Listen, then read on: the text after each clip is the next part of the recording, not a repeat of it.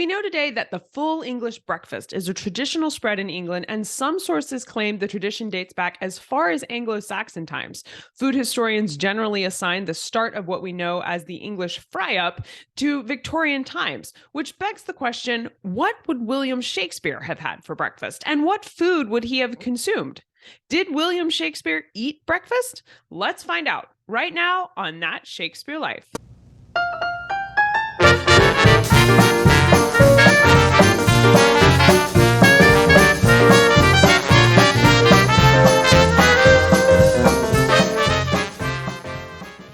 In the 16th century, breakfast was not at all a common thing first thing in the morning. Most people wouldn't have had what we consider a complete meal right after they get up. They would actually have their first meal around noon, and most people only had 2 meals for the whole day. If they were to eat anything first thing in the morning, they might have had a piece of bread, maybe with some butter on it or some spices, and a small ale. That's right. Drinking first thing in the morning. I'll link you to another episode where we talk about alcohol and ale in Shakespeare's lifetime, where you can learn that this kind of drinking wasn't as much alcohol as our drinks today have. And so it wasn't quite as all day tipsy as having an ale first thing in the morning might make it sound. So check below the video for links to find out more about that.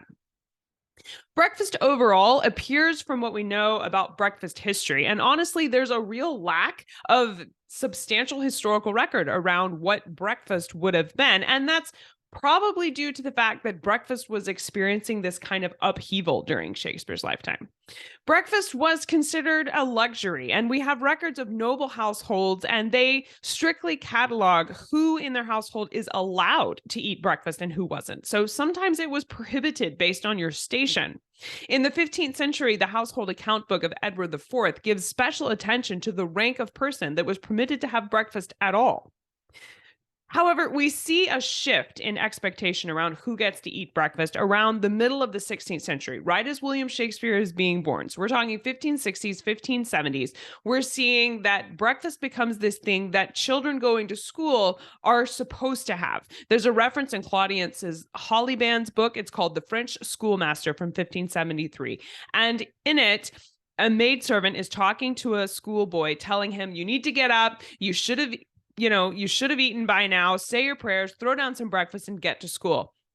And that's a paraphrase of the quote there, but the quote is talking about how the expectation is this kid should have eaten breakfast before he left for school. There's more evidence for eating breakfast comes up from Thomas More. He's writing about, you should go to mass after your dinner the same way as you go to mass after your breakfast. So that's an expectation, at least from Thomas More, that people were eating breakfast and then going to mass. Later, Andrew Board in 1542, he eschews the idea of laborers eating breakfast and kind of like poo-poos on the whole idea of breakfast, stating that 2 meals is completely sufficient for someone who is able-bodied. So it seems in addition to being a luxury afforded primarily to the rich, breakfast was also seen as something of an excess. It was something that's happened by a few people, but it was ultimately unnecessary. In today's terms, the middle of the 16th century, breakfast would have been considered so extra. Interestingly, Henry Percy, known as Hotspur in Shakespeare's version of his life, the 5th Earl of Northumberland, recorded himself eating breakfast, dutifully following the sumptuary laws and sticking to feast days and which days you were supposed to be allowed to have meat. And he would typically serve fish, ale, wine, and some bread for breakfast for himself and his household. Notably, the servants were also given breakfast, but this was split up based on their station. The companions of the lady of the household would be given bread, boiled meat, and some ale, while the men who worked in the stables or worked outside, they would have only been given a little bit of bread and some ale. As Shakespeare's life continued and we move on into the 17th century, so around 1600s, we see a real shift in breakfast, and it becomes not only much more common, but it becomes more substantial. People are sitting down to a table and eating a breakfast before they go on with the rest of their day. It also becomes much more important culturally. People start to recommend that you should have breakfast, and so it's less extra and a little more, get your breakfast that you're supposed to have. In 1602, William Vaughan is advising his patients. This is a physician, and he's telling people you need to eat 3 meals a day until you come of 40 years. So this is something that he sees as necessary for your growth and development and general healthy well-being. Now, we see through archival records that there's a perspective that eating breakfast is primarily for the weak. You see this opinion of breakfast going back throughout the 15th century. And people think if you're eating breakfast, it's because you're weak, you're infirm, you're very young, or you're very old.